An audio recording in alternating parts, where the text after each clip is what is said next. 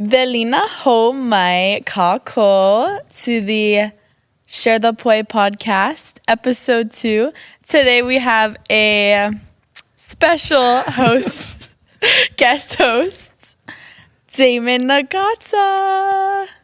Hello, Damon. How are you today? Great. How excited are you to be on the Share the Poi podcast? Goodness. I'm ecstatic. Oh, and our guest today is me. Name. Hi, my name is BJ. I am the media specialist here at Kamehameha Schools, and I am the director here at Hawaiʻi. Wow. Welcome, BJ and Damon, today on the Share the Poi podcast. So, BJ. What's up? Can you share a little bit about your upbringing in Hawaii, where you attended school, high school and post-high, and how Hawaiian culture and ʻōlelo Hawaii shaped you today? Totally. I was born and raised right here in Kea'au. I didn't get into Kamehameha Schools kindergarten or 4th grade. So I went to Hawaiian. And then in 6th grade, I finally got into Kamehameha Schools. I realized really quickly that I was not built for public school, that Kamehameha Schools was definitely the school for me. From a young age, we were raised to play Hawaiian music. So I'd been in the Hawaiian music scene for a very long time. And in that era of high school was like a big like Hawaiian Renaissance area. So that was like the Kukia Mauna, Merrie Monarch was really big. Like all my friends were dancing and playing and stuff. So I had taken all the Hawaiian classes I could have here at Kamehameha Schools. Back then, Hawaiian 5 was like top tier. So I made it to Hawaiian 5, and then I graduated in 2016, and I went to Kahakaʻula o Kelikolani for Hawaiian language. And halfway through, I decided that I wanted to switch it up a little bit, and I got my degree in communications with emphasis in business. Wow. Oh, that sounds amazing. I know you said like you were in the music industry all your life, basically. Like what role did music play in your upbringing and like cultural experience growing up? I loved how especially when you know Hawaiian language, when you listen to Hawaiian music, it changes the way you think about music. When you hear different mele and the way we play it, you hear the words differently when you understand the kauna behind it. Like we don't just write the rain fell beautifully on the water. Like there's different ways of poetry and the rains and the kauokani lehua rain and the kipupu winds and all this kind of stuff. So that bridge of Hawaiian language into that and the culture of it really made me excited. And that was really why I went and was trying to get my degree in Hawaiian language, and effectively was Hawaiian history was my goal. But at Kahakaʻula, they put a huge emphasis on language. Building off of that, so why did you choose to stay home for college? And how did that decision impact your Hawaiian cultural connection and your sense of cultural identity? Yeah. I always wanted to stay home. I never had this big want to move to the mainland. And then I had a girlfriend, which is probably not the answer to focus on. I had a girlfriend, and we had both decided that we were going to go to UH. I also probably wasn't the most gung-ho about my homework and wanting to do it. Relatable. So UH Hilo was a great school for me to go to. Based on my academic skills in high school. Hindsight, I wish I did go abroad for a little while and do school, but I don't regret any of my decisions. Wow, that sounded amazing. How do you think, why do you think, staying in Hawaii, how essential was that in truly understanding ʻōlelo Hawaii and Hawaiian traditions compared to learning indigenous studies at a mainland institution? I think, especially because I wanted to go into Hawaiian history, there's a lot of these colleges, they offer world history, which is super important. But what better place to learn about Hawaii than in Hawaii? Yeah. True. Like, yeah. So yeah, I wanted to stay home for that. And Kākula was got a brand new building back then. And it was an amazing experience to be at Kākula o Kelekolani and learning language and culture through them. That is great. Mana'o.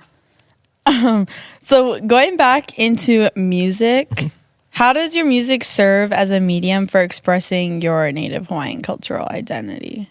I started off playing Hawaiian music and then I moved to reggae. I didn't enjoy it as much. So I moved back to playing Hawaiian music full time. Are you fluent? I am like 75% fluent. I can understand everything you're telling me. 67%? Yes, 67%. I can understand everything you tell me. I've slowly started to lose, because I don't use it every day, the ability to respond quickly. There is still times, depending on who I'm around, I'll think in Hawaiian, which is kind of weird. Like when I'm around my uncle guys or my Hawaiian side of the family, I'll start to think in Hawaiian with them because they're only talking in Hawaiian. Yeah. But yeah, I really need to get back into it. And maybe I'll start Duolingo. My sister does Duolingo. She has a streak. That's cool. Well, how do you think like you leveraged music as like a tool to connecting and like uniting Hawaiians? Like Brada is like, he used like Hawaiʻi 78. Mm-hmm. Like how did you kind of like use that type of mindset in order to like channel like, especially like younger generations, like bring, like unite them, you know? At that time, especially and now, there wasn't a lot of young Hawaiians or young people playing traditional Hawaiian music. Like you don't see people right now singing falsetto. By no means can my voice sing falsetto anymore. Can you give us a sample? Nope. Not even a little bit. Or playing upright bass or playing slack key. So just as much now as then, when we would travel and play, like we used to go all over the state and California and stuff to play Hawaiian music. To see someone my age at the time play upright bass and sing was a huge accomplishment. And now we're starting to produce, and Kamehameha Schools has a really good reputation for building these musicians. A lot of these Hawaiian musicians that you see come from Kamehameha Schools, Kapalama or Hawaii or Maui. So showing other people that Hawaiian music is cool, you know, it's a lot of fun. I don't do it as much now because I have a kid.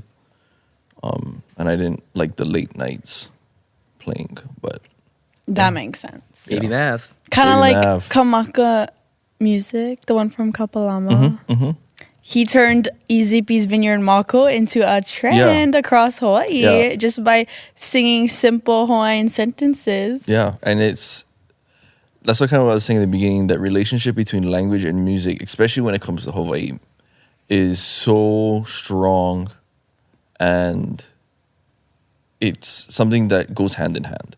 Just like how he just, from doing simple sentence structures, now everybody's singing it. It's really cool. It is. I really enjoyed that. Okay, so you also own, is it multiple businesses? I've owned multiple businesses. I have one right now. So what inspired you to become a business owner here in Hawaii, and how does your identity as a native Hawaiian influence how you run or like how you started your businesses? What kind of inspired me to start it was COVID and I was bored. So I started an apparel company called Heaven Never Left, just to spread, you know, some good vibes, I guess is the words. Because everybody was depressed in COVID. So we were releasing some clothing around then, and it took off. Like we were traveling, selling, and making good money. And then I helped my friend open up a meat import business. So we're importing like Wagyu and stuff. Oh, wow. But what really pushed me as a person, as a native Hawaiian that wanted to open a business was One, to keep money circulating in Hawaii. That's a big one. Supporting local. Yeah. And I'm not saying never go to Target, because I obviously went to Target like last night. Or supporting like farmers and stuff. Keeping money circulating in Hawaii is important. But also to really show people that Hawaii can do it. Like I said, like a lot of people discount Hawaii. That's one thing you guys would learn, like as you guys go to the mainland and stuff. And it's sad. Oh, you guys are just from Hawaii. Do you surf all day? Do you live on the beach? You hear Coconut it. bras. Yeah, like you Grass skirt. like you really do hear it. Like it sounds like something from a movie, but you do hear it. And I think by especially like this Made in Hawaii festival that just came up, Oh yeah. is really showing that Hawaii has a place in the business world. So is that, but also to just treat business like a family. Like all the people who were designing with me and helping me do photo shoots and modeling and all that kind of stuff, they're really a part of my family. And that's something that's very big in Hawaii. Just to treat everybody with aloha and everybody family, everybody gets paid, everybody has fun. We all make out, you win, I win, the customers win. And that's really Hawaii. That's straight Mona. So like, I know you were mentioning how it's better, or not better, but like you like supporting local stuff. But like, how does your business, your specific business, how do you use that business or like that platform to empower the lāhui and like just like the people in Hawaii? I think because it's giving me opportunities like this to be on a podcast and stuff and talk stories with the next generation. Even me coming back to Kamehameha schools was not something I would have never planned. But a big part of me owning that apparel business got me the prerequisites to have this job. And to be able to work with the next generation of lāhui leaders and OEV Edge leaders has really shown me full circle of what it means to be in education. I never thought I would be back here, but that's really how I see like me being able to use my businesses and that mindset to be able to come back and give to the next generation. So would you say that's why you came back to KS to work here? Yeah, for sure. Legacy is something that's so ingrained in Kamehameha school students because of Pauahi. And to be able to come back and be a part of that legacy and to see you guys grow makes me excited. So going off of everything you just said about owning a business, what challenges have you faced as a Native Hawaiian entrepreneur, and how did you navigate those while maintaining your cultural values? A lot of people didn't take me seriously because I was young. How old were you? 21. Oh. 20, 21. I think I was 20 when I started it. Were you still in college? I was right out of college. So I graduated from college in 2020. So I didn't even walk because we couldn't. They wanted us to drive through UH, and I said, I'm not going to do that. That sounded like a waste of time. Too cool. But people weren't taking me seriously because I was right out of college, and it being COVID, everybody was like, yeah. So what we had done was we had hunkered down, came up with business proposals, and wrote out the mission, vision, and found investors and design partners that took me seriously. And I have huge inspiration from people like Uncle Sig and stuff. So I knew how to get there. That is some good mana. Yeah. Would you say Uncle Kuhao was one of your biggest inspirations? Yeah, so Kuhao and Uncle Sig for sure. So my dad guys used to be their graphic designers in the beginning of Sig Zane. So my grandpa's my grandpa's design shop was above Sig Zane. Sig Zane was in a different location back then. So I grew up around that. I grew up around Uncle Sig guys, and my dad has always been a graphic designer until recently. But so they are some of the, like, you see it in a lot of my graphics and how I lay things out. It's very clean, which is a huge motive for Sig. But yeah. I owe a lot to Uncle Sig guys, for sure. So connecting like your music and business, like how do you think they intersect with each other, and like how do you use those two different roles cohesively to connect to our lāhui and like inspire and teach our lāhui? Yeah, I think being a musician is running a business. Being able to market yourself, to create the narrative for yourself, to promote yourself, and do it in a way where you're not stepping on anybody else's toes, is a skill. Because you see a lot of musicians, I'm not going to name names, but I've dealt with a lot of musicians who are going down that road and promoting themselves, and they step on the wrong people's toes. And they burn bridges that ultimately could have helped them. But understanding who you are as a Hawaiian, understanding business, understanding communications, understanding that we all need to eat at the end of the day. If you be nice to me, I be nice to you. We all be nice to each other, and we can move. Ultimately, will help the lāhui. Like, there's no sense there's no reason for Hawaiians to be fighting Hawaiian on who can sing better. Like, we got bigger problems. You know, we have homeless, we have all this kind of stuff, and you're worried about some internal conflict because someone says something. Enough.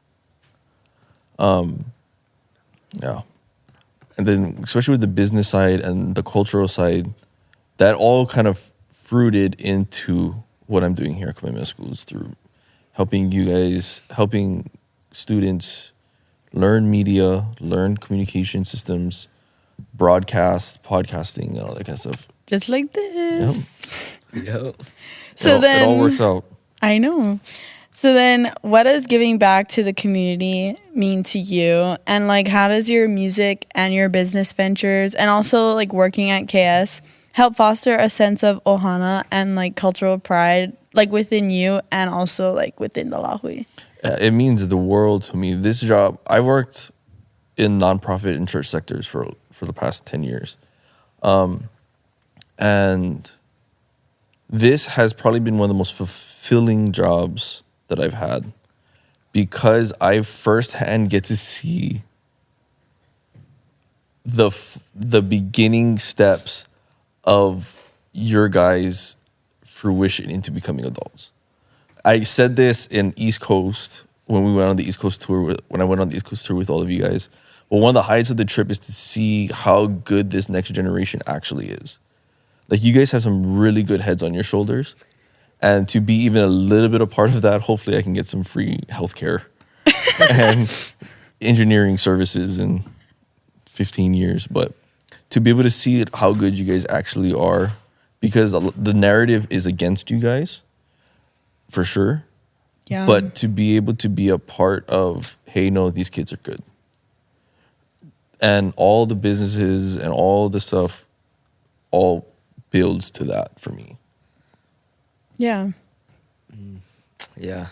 I know that you briefly mentioned about like Merrie Monarch earlier, and how it was like a huge thing, but like back then. But how do you, and I know like you've worked at Merrie Monarch multiple times before. How do you, like, what does it mean to you personally? Like that, just like that festival, like what does it mean to you personally, like, and like culturally? Merrie Monarch truly is the Olympics of hula. But what Auntie Luana guys have done and Kavelu have done is make it so much more than just a hula competition. It's fashion shows that highlight local talent. It's craft fairs to help support our economy. Like, the amount of people that come to Hilo is crazy. It helps our tourism. Yeah. Good tourism. It helps our hotels. It helps our restaurants. And in any way I can give back to Ohana Kavelu for doing that is good. So being able to bring students down last year to help in the internship program with Merrie Monarch was truly amazing. Can you elaborate on that internship with the students? Like, how did that help give them exposure? Yeah. So for the past couple of years, I have been working in the photo lab So what happens is all the photographers take pictures, they send it over a network, and then we choose throughout the night what photos go to what news station, newspaper, all that kind of stuff. So we have about 7 minutes to go from 5,000 photos to 50. So it's kind of a crazy editing process. But like stress. Yeah, it's mental. But we have an amazing team. Last year we were able to take students down to actually kind of see the backstage, walk through the media trailers and see all that kind of stuff.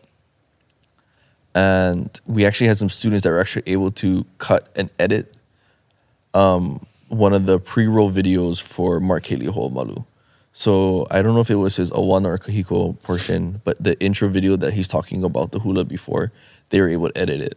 So that gives our students a real world access, give them real world access to these amazing editing tools and a skill and a micro credential saying, I know how to color grade, use DaVinci Resolve, Premiere Pro to create something that isn't only going to be circulated around high school but is broadcasted to hundreds of thousands of people around the world. And to be able to have your name on it and says, I'm a part of that is amazing. So actually, if you're looking back into the credits of last year's Merrie Monarch Festival, my interns' names are on there. Oh, that's cool. Yeah. So is that a part of how Merrie Monarch helps you stay grounded in your cultural identity? For sure. I think a lot of times we're so worried, or I'm really worried about like technology trends that just for my job and like personal, that's just a huge passion of mine. But having these events like Merrie Monarch help remind me of why I'm doing what I'm doing and why I'm still here. Because it's easier to move to the mainland right now.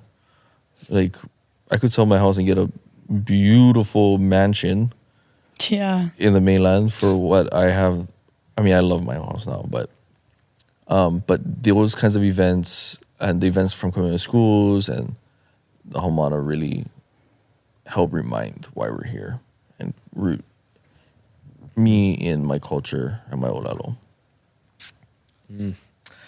How do you think like Merrie Monarch is helping preserve and like promote Hawaiian culture? For that 1 week of the year, Hawaiian language, Hawaiian music, Hawaiian fashion is the coolest thing. Like, it's everybody's talking about it. Everybody's favorite part is wearing aloha wear every day. Aloha wear. Everybody wants to do is eat Hawaiian food, go home, sit in their garage, and watch Merrie Monarch. Everybody. That's the one time out of the year the whole island chain is watching the same thing. If you think about it. Yeah. It really unites every island if you think about it. Like and it continually promotes. I can't think or even count or imagine how many little girls are dancing hula today because they saw Merrie Monarch on TV. My little sister. and little boys or musicians that came out of watching Merrie Monarch saying, I want to do that. Yeah. But it's grown now to walking around a craft fair, I want to be a designer. I see that person designing. I want to do that. I can do that. So I became a designer because I saw somebody at Merrie Monarch. Or I want to be a photographer. I saw somebody taking pictures at Merrie Monarch. Their pictures got posted. Now they're a big photographer. I want to do that. How do I get in? And that's why those internship programs and all that kind of stuff that Merrie Monarch provides, it's not only entertainment, it's not only a way for us to highlight Hawaii, but it's a way to build that next generation of designers, educators, kumu hula people, musicians, all the way down the line. You know, this like Merrie Monarch is such like a prominent event in Hawaii, right? Mm-hmm. Especially Hilo, because like, we don't have much like larger going on. Yeah, but why do you think, or how do you think we can change that? Like turning this, it's only cool to wear aloha wear in 1 out of the 52 weeks of the year instead of like, why is it not cool like all 52 weeks of the year? You know, that's a good question. And that's a huge question. And that's a question I don't think I can answer today. But I think that's a question that we as a lāhui need to ask ourselves daily. Why isn't being Hawaiian cool the other 51 weeks of the year? That's a very good question. And I think that's something even for the people watching to think about is Merrie Monarch, and is Merrie Monarch the only time you think Hawaiian things are cool? That's the $1 million question. I mean, I feel like not only one person can solve that. No, it's a lāhui effort. It's a kako thing. Like, and who's gonna be that kako is the question. Kamehameha shoes. Schools should be the first. You know, aloha wherever you're. We're working on it. That's all I can say about that. I think you guys have the right people in charge, and to be able to make those kinds of changes and that are in your corner, both on the student level as well as the admin level. We do have a very good admin, I would say. I agree. If you're watching, I know. I bet they will watch this, actually, hopefully.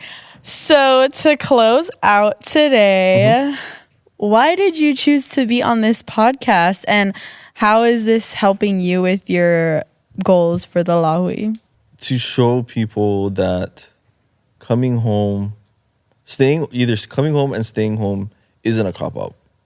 I think that's the biggest thing for me, is the connotation of staying home or coming home. Sometimes you feel like you failed. I've succeeded more staying home than I could have ever imagined going. And being on this podcast to be able to highlight Hawaiʻi, highlight our lāhui, and highlight the products that you get when you do stay home, and that it's a good thing. And that I'm not discounting at all going to the mainland, but to be able to show and prove that Hawaii is capable of creating self-sufficient adults that are educated is of huge importance to me. Yeah. So I do appreciate you guys having podcasts like this and projects like this that allow you to highlight different Haumana and Kumu on campus. So I appreciate that. I appreciate you for being on this podcast. Mahalo. Any final closing messages, Damon or what is BJ? one final manao that you want to give to the lāhui, BJ? Be better. Oh, the mana in that. I felt that one in my na'o.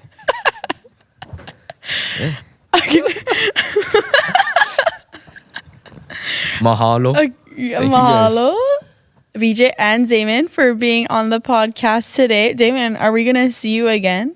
Of course. Probably sooner than later. Probably sooner than later. Yeah. Well, that is all for episode 2 of Share the Poi. Mahalo for watching, and mahalo guests and guest hosts for being here. Mahalo. Mahalo.